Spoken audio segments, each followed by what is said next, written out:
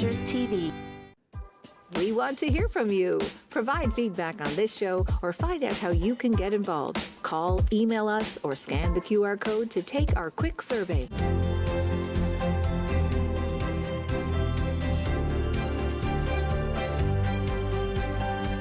You're watching Rogers TV. Are you low on food? Struggling to pay the bills?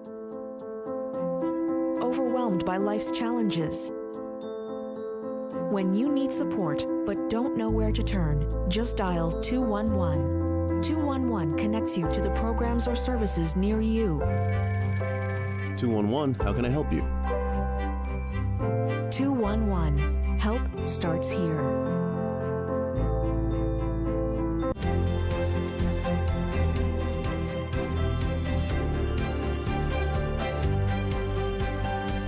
You're watching Rogers TV. If you want convenience, Marie's Mini Mart is here for you. A one-stop shop for a variety of products, home-style breads, sandwiches, plus check out our freshly baked artisan breads and single-serve desserts exclusively at our in-store bakery on Frecker Drive. With 25 locations, wherever you go, there we are. Yellow Belly food means fresh food. We source our ingredients locally and prepare them from scratch. Our meat is never frozen. Food's so delicious, we've got good times cornered. Yellow Belly Brewery, a proud sponsor of One Chef, One Critic.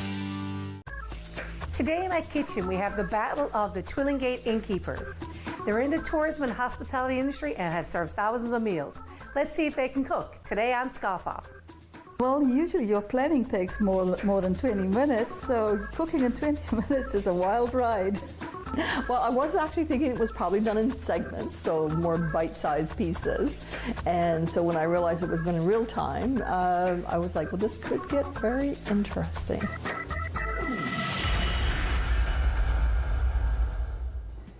Hi, welcome to Scoff Off. I'm your host, Brenda O'Reilly.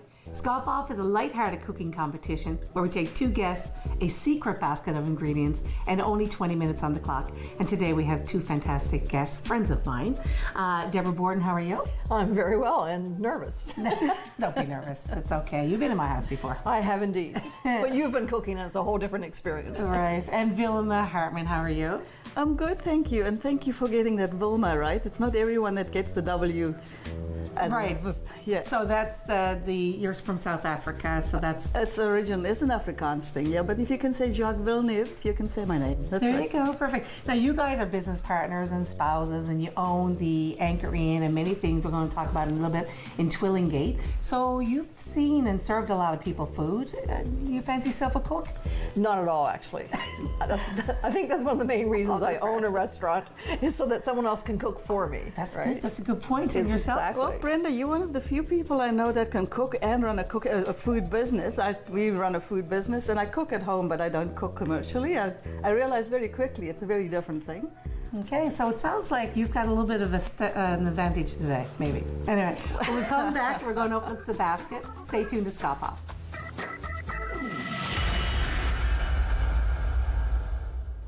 Hi, welcome back to Scoff Off. Okay guys, before you open the baskets, I'm going to go over the rules. So there's 30 points in total. There's 10 points for your use of your basket ingredients. You don't have to use every single thing in there, but you got to use some of everything in your basket. And you can enhance it if you like with the stuff behind you in the pantry or the fridge. There's 10 points for plate presentation and 10 points for taste. As well, all your pots and pans that you may need are right here to your right. And all your utensils and cutlery and knives and everything are in front of you. So let's open the basket. Okay, this is the exciting part. I love this part. Oh my goodness. We have cider berg. Oh, nice. That's not for, well, you can drink some if you want, but you know, Yeah, it's an exactly. ingredient you must use in your cooking. And Some sage. I'm going to give you some sage advice now. An apple. Well, it sure looks like a dessert to me. Okay, and the last one is some pork tenderloin. Okay, gather your thoughts. It's time to Scoff Off. Of all the things that could have been in there in terms of a protein, pork is probably the thing that I'm least familiar with cooking. So yeah, I was like, okay, what do I do with this? Well, obviously your mind starts racing immediately, and you see how can you combine it, what can you do with it, have you cooked with it before? And that was kind of what went through my mind, and I saw the apple cider and I said, yes, if I can't use it, I can drink it. Yeah, so what are your first thoughts? I'm in over my head.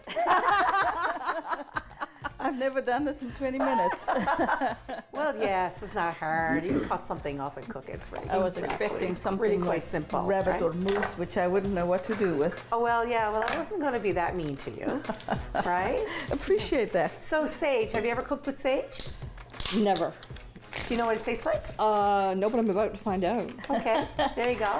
What I'll about leave that your surprise for you, and you tell me what does it taste like. What about your great turkey stuffing? Haven't you? You've put that in turkey stuffing.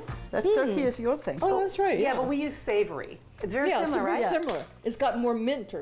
It's very similar yeah. to savory, though, in a flavor-wise. Yeah. So, I quite like sage. It's nice and fresh. So, Wilma, I said at the beginning that you were from South Africa. So, Yes. tell me the story of how you ended up here in the beautiful province of Newfoundland and Labrador. Well, Brenda, the story is long, but I'll give you the short version because we got to get cooking. I met Deborah, and she was in marketing, and she told me that Newfoundland's a great place, and the weather here is wonderful. So I came and looked for myself, and it was summer, so I believed her. July, actually. That's right. Hottest time ever to come to The Newfoundland. 2 days that summer we had Took nice me weather. to the best place, well, not the best place, but one of the great places here. Took me to the west coast and Humber Valley. Humber Valley, Strawberry Hill. Right. And the weather was awesome. I believed her, and she said, "Well, great place for business, and good people." And she did nothing to convince me differently when I was here, and so here I am. Oh, right.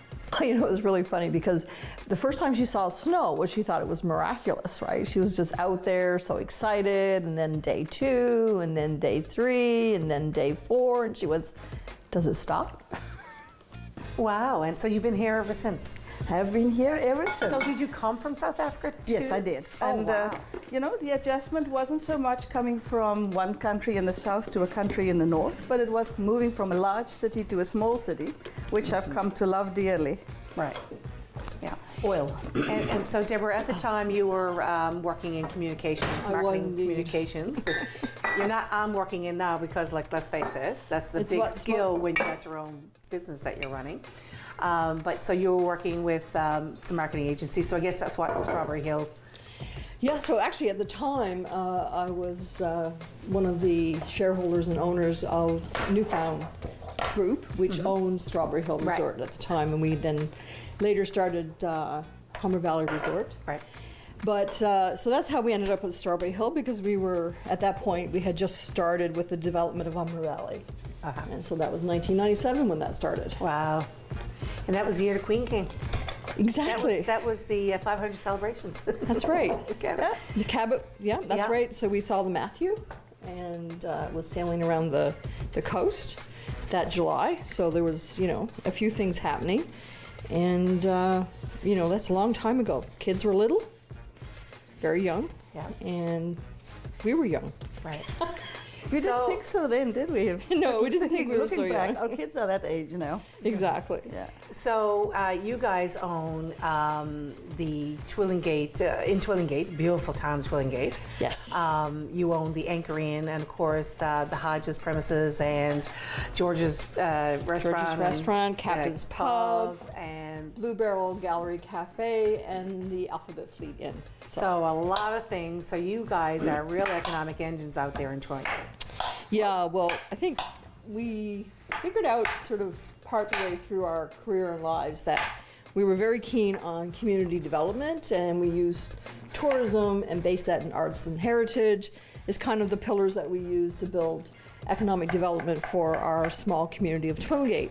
And currently we employ, I think as of right now, 42 people, with a couple positions always still open. Well, always. It is the tourism industry. Exactly. And we live in Newfoundland, not Disneyland. And So, but I mean, Twillingate. Wow. I mean, you really did help put Twillingate on the map. We all know it. It's Iceberg Alley. Icebergs are a big part of it. But the history and the culture of Twillingate, the fishery. Yes. Well, I grew up there, so I come from the sealing background. So, of course, that's something that we don't talk a lot about anymore these days, is that, how important sealing was to the Twillingate economy sort of at the turn of the 20th century, so the early 1900s. And my grandparents, my great-grandfather owned schooners, and he was a sealer. Right. And Twillingate had its own newspaper called the Twillingate Sun. And what was really, really interesting about that, I found an old article where it talked about my great-grandfather, and it said that over a period of time he had brought in the equivalent of $750,000 of seals into the community over a career, which today would be, you know, millions and millions and millions of dollars, right? I'm going to have to start talking to Wilma now and let you get caught up on your pork. Exactly. So tell me about the Unscripted Festival that you started out in Twillingate. Right, that's a great reason to come to Twillingate in September. So many people come this time of year to see the beautiful icebergs we have. But because we saw so many people come to Twillingate, and first thing they do is take their cameras out, their iPads, they take photographs, they take video, some have drones that they take footage with. We realized people come there to this town to really capture it in whatever way they can.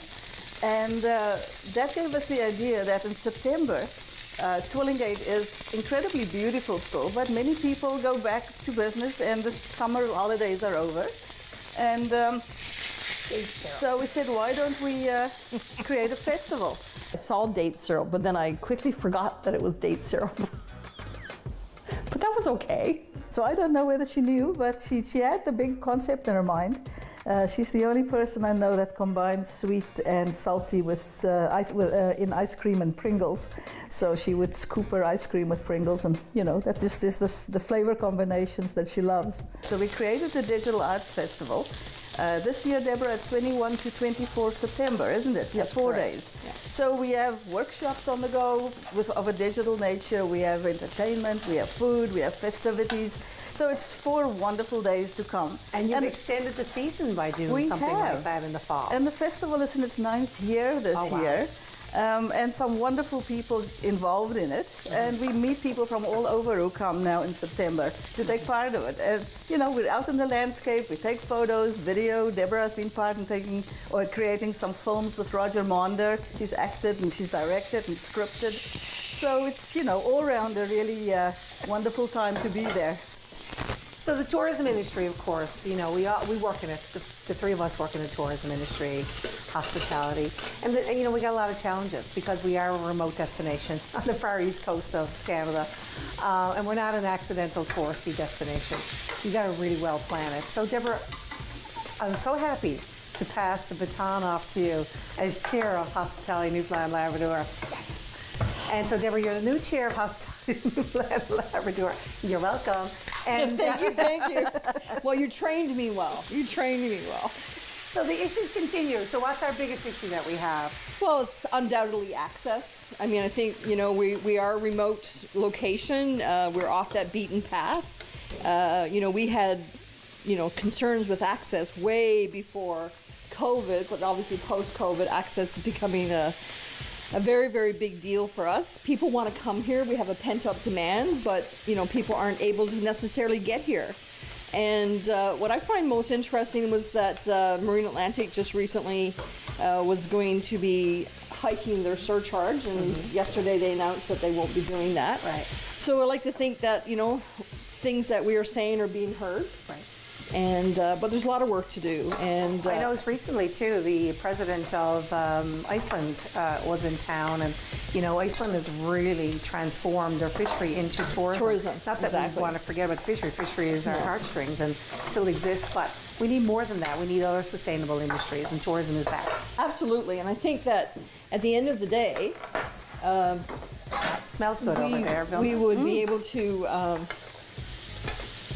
you know, double our tourism, triple our tourism. Right. You know, I think Iceland is also, you know, experiencing a little bit maybe of what they call over-tourism. So they're looking at... What does that mean? I know, but like they're looking at ways now to, you know, focus on higher yield. We can partner with them and take some of their tourists. I guess what they're doing is less people, more money. Right. So they're going for high value guests. Exactly. So we're looking at a higher yield. So it's not...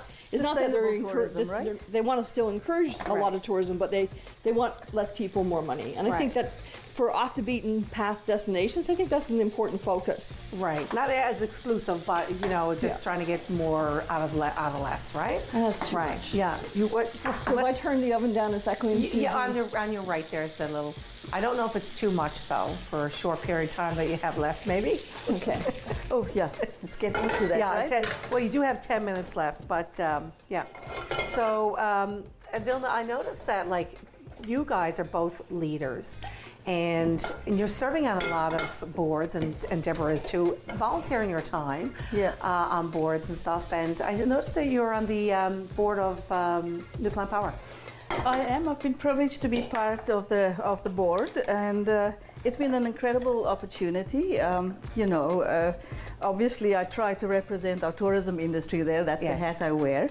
But it's a Fortis company, and it's a great example of a Newfoundland company, and I'm proud to be involved in it. Obviously, the energy sector as a whole is facing a lot of changes coming our way. I mean, I read this morning where energy NL conference is on the go, so that's obviously in the news today. It's an exciting industry to be part of and see how that. And I've always loved being on the edge of where innovation happens. So in the energy industry, you're like at that edge where we see big transformation. I mean, Brenda, I don't know if you and Craig have looked at electric vehicles yet. Oh yes. Knowing the two of you, yes. Craig has his eye on an electric truck already. My next vehicle will be an electric one for sure. Yeah. So big transformation coming, and being in that environment, you're fortunate to be part of it and contribute. So that's been a great experience. But that's the good thing about the tourism industry, though. I mean, we are renewable, sustainable, environmentally friendly, and we're getting better at all of that, lowering our carbon footprint and making. Marks, not making permanent marks on society that are negative, right? Yeah. Keeping culture going and history and stuff. So you guys have won several awards over the years too. So what does that do to your business, Deborah? Like when you win an award, like you guys won the tourism award at HNL for tourism excellence. I mean, the highest award you can get. So, like, what does that mean? How does that make you feel, and what does that mean to your business? Well, I think the biggest thing it means is recognition for our team, right? Because at the end of the day, we're just two people, but we have this team behind us that work really, really, really hard. And I think anytime that what they do is recognized, it's really makes them feel proud, and they understand that people notice the good work that they do. And I'm a firm believer in recognition. I really do believe that everybody should get a pat on the back when they're doing a good job. So I appreciate awards. I appreciate the recognition. And it's also for our community, because it's, what we're selling, we didn't create. I mean, really, Twillingate was there, centuries and centuries. And the fishery is what we've built, what we have on, and the history and the heritage and the culture of that fishery. So I think that outside of that, we just love the fact that people are looking at what we do and they're saying, hey, we believe it's a good thing. Well, I do know, like going to those tourism conferences and stuff and seeing, trailblazers and champions like yourself and Wilma and winning those awards, people get inspired by that. So I do know that it's very inspirational for others to kind of like, if you want a bigger one, there's one in the bottom drawer. Okay. Over there in that bottom drawer. Yeah. I was like, there's nothing here to do this with. I didn't want to chop it because it would take too much time. So again, Brenda helped me. I always knew I was going to do a salad of some kind. I was thinking first I would do a chopped tomato and cucumber salad. And then as time went on, I switched to the carrot salad. In this bottom drawer. There's a bigger one in the back there. Oh, perfect. Yeah, and you win awards, but when you're the lucky one to get the award, you stand on the shoulders of others. So you recognize it can only happen because you've learned from others, and there's a community that does good things, or a tourism community or a local community, and that allows you to do your best and represent that as well. Absolutely, and I expect you guys, like, not only your business partners, your spouses. How do you balance that? I work with my spouse too. I know how challenging this is. We're very different. 6 minutes. Very, very different. And I think Wilma, likes to be more in the background, that introverted thing, whereas I'm the extrovert. So I'm more out on the front. I'm more involved in operations. Wilma likes to be involved in the marketing side. So you divide and conquer. So we do divide and conquer, and that's the only way it can work. Yeah, and we're often on an issue where you have to make decisions. One starts here, one starts there. Sorry, not with a knife. And we end up somewhere in the middle. We always find a compromise, and I do believe that you get to better decisions by having to thrash it out, make your case, listen to the other person. And I mean, we've always found that our decisions in the end were better decisions, in many cases. And there are cases where we realize the other person is the better person to make that decision. I'm not as big a risk taker as Deborah, and in certain cases, I've got it. We're here, aren't we? I know. And as we drive here, she goes, "How did you convince me to do this?" That's right. And that's what I do. And there I would thank have to you. be some orange juice, would there? There's some oranges behind you, though. Oh, orange Deborah, juice. I'm looking forward to tasting what you've made there. Yeah, me we too. might have to switch up the And sage and housekeeping. orange goes very well cooking, together yeah. as well, right? So you want to get that peeled? Here, let me show you a trick. Oh, you're going to cut it? Yeah. Use a spoon. I don't need a lot of it, so I'm just. I'll show you. Oh yeah, I know. Yeah, exactly. Just. Yeah, it comes off pretty easy, but It's funny how your brain shuts down. Like I would normally use a spoon at home to peel an orange, but in that moment I couldn't think of the spoon, and the peel was actually very much stuck to it. So I ended up awkwardly squeezing it. I'm sure it's going to look really funny on camera. I heard something sort of on the side there. It's part of just being anxious because the time's ticking, and if you have time to do something and think about it, you have your utensils that you're comfortable with. That's my knife for the oranges. I've got it covered. Now here you deal with a very unfamiliar kitchen. This is it, right? I just need Now, I'm glad I brought up oranges because food's stability here in this province is a big, right now it's a big challenge, right? And of course, we're relying on Marine Atlantic as our highway. And, so we're only, an emergency away from not being sustainable when it comes to food safety. Right. And for those of us who have the means, it's not something we give enough thought Smells to. great, though. But for people who do not have the means to just go and buy at whatever price, it is something to that keeps you up sometimes. So yes, food safety is definitely an issue for our province. Food security for sure. Food security, not safety. You're right. Yeah, food security, and years ago when they did the sprung greenhouse for cucumbers, They were ahead of their time. they were ahead of their time. So that doesn't mean a bad idea on one time is not a good idea for future, right? Absolutely. Yeah, just like the train. But the problem with that now is people like once bitten, twice shy. I know. So, we're not taking as clear a look at food sustainability And now. maybe if they didn't do cucumbers, maybe they had to pick something that we actually eat. Exactly, right? Totally. Right? Anything. Not exactly hot off the shelves cucumbers, right? Although food prices are really expensive, so how are you managing the cost of goods? So, the increase. 3 minutes, guys. So how are you managing in your business the increase of the cost of all supplies, but particularly food right now? Well, it's a combination of changing some of the ingredients. It's a combination of that. It's a combination of hiking some prices.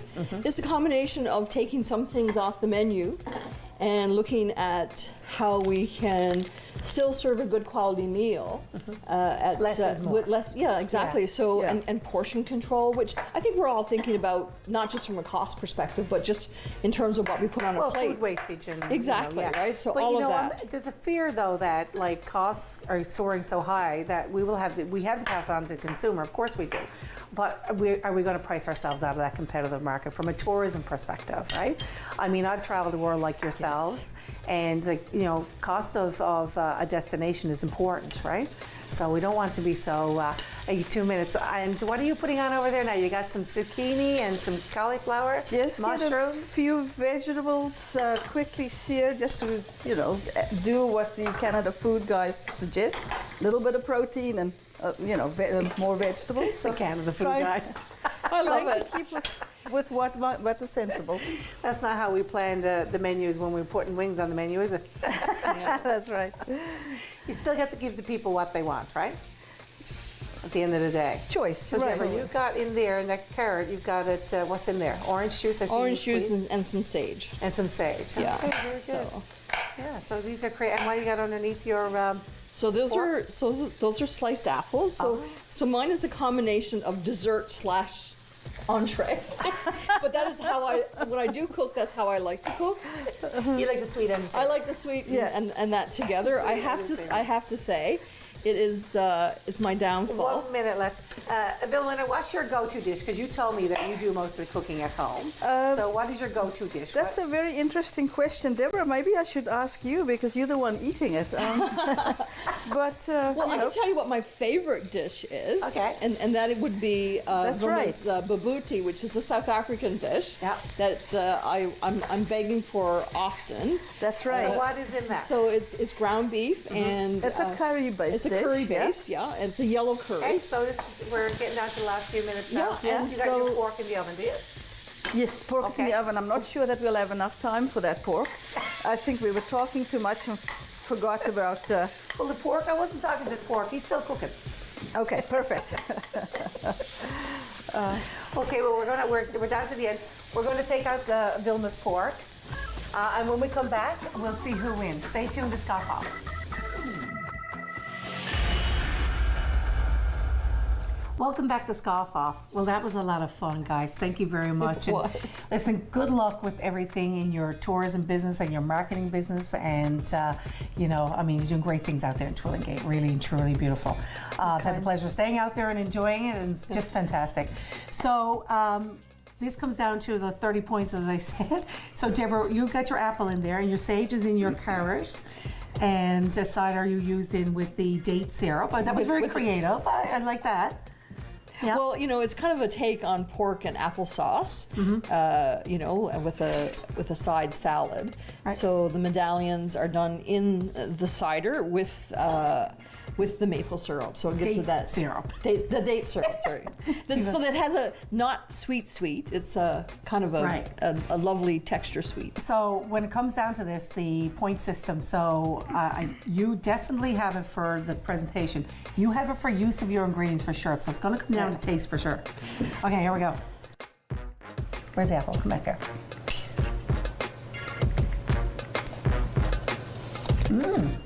Tasty. Well, now, I know who's going to wear the apron from now on. Nice and bright. Yeah, it's Well, that's it, beautiful right? flavored. I like Just a little bit simplicity. of salt in that. It's a Yeah, design and marketing skills. And it's funny coming because out. I don't like salt. So Go for And the so edges. you've got, I will go. So I will go for the edges, and you're both the same. Like I gave you pork, so and you did the apple and sage in the apple. That's right. So I tried to make a little bit of a reduction that I put in the oven with the apple to with the meat to give it that apple and sage and lovely cider. What a waste of good cider, isn't it? But that's the cider, the apple flavor through the meat. Very tasty. Well, now, it's a tough one. I'd say. Yeah, but today's winner is Wilma Hartmann.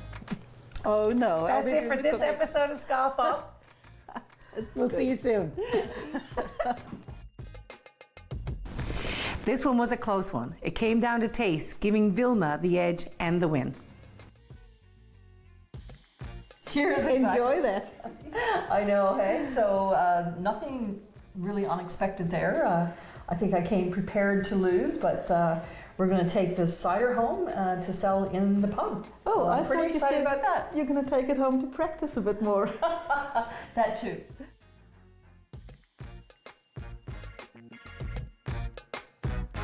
Focused on quality and convenience, there isn't much you won't find at Marie's Mini Mart. Home-style breads, sandwiches, plus a variety of artisan breads and delicious single-serve desserts available exclusively at our Frecker Drive location. Marie's Mini Mart, with 25 locations wherever you go, there we are.